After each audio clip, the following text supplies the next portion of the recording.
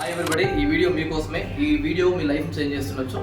Right sir, మీరు ఇద్దరు ఒక గవర్నమెంట్ హోదాలో ఉండి రెవెన్యూ డిపార్ట్మెంట్లో 60 నుంచి 70 వేలు నెలకు సంపాదిస్తున్నారు. అలాంటి వ్యక్తులు వెస్టీజ్లోకి రావడానికి కారణం ఏంటి?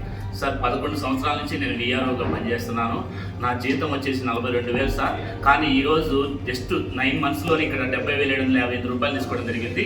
ఇక్కడ మనకి ప్యాసివ్ ఇన్కమ్ అనేది చాలా చాలా ఇంపార్టెంట్ సార్. అది వెస్టీజ్ బిజినెస్ గురించి క్లారిటీ అనేది ముఖ్యం.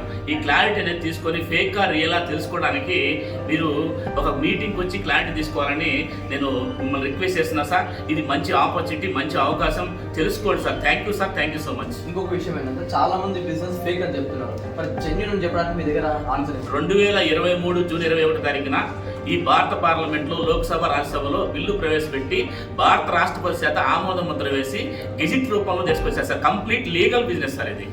Thank you. చూసారు కదా, యాజ్ ఏ గవర్నమెంట్ ఎంప్లాయీగా సార్ వచ్చి 70,000 శాలరీ చేసుకుంటూ బిజినెస్ చేస్తున్నాడు. చాలా మంది 10,000, 20,000 సంపాదించిన వాళ్ళు కూడా చాలా మంది నెగిటివ్గా ఫేక్ అని చెప్తున్నారు. ఒక్కసారి ఆలోచించండి. అండ్ పృథ్వీ సార్ ఇక్కడ ఉన్నాడు, సార్ మాట కూడా ఒకసారి విన్నాం. సార్, గవర్నమెంట్ అంటేనే రెవెన్యూ డిపార్ట్మెంట్లో మేము జీవోస్ పాస్ చేసి అన్ని ఇంప్లిమెంట్ చేసాము. మేము వచ్చి చేస్తున్నామంటే మీరు అర్థం చేసుకోవచ్చు. జీవోలు చదివి అండర్స్టాండ్ చేసుకొని ప్రజల్లో ఇంప్లిమెంట్ చేసేది మేము. 2023 డిసెంబర్లో government of India GO pass చేసింది, గెజెట్ ఇచ్చేసింది. అంటే మన ఇండియాలో అది లీగల్ బిజినెస్ చట్టం చేసింది అనమాట.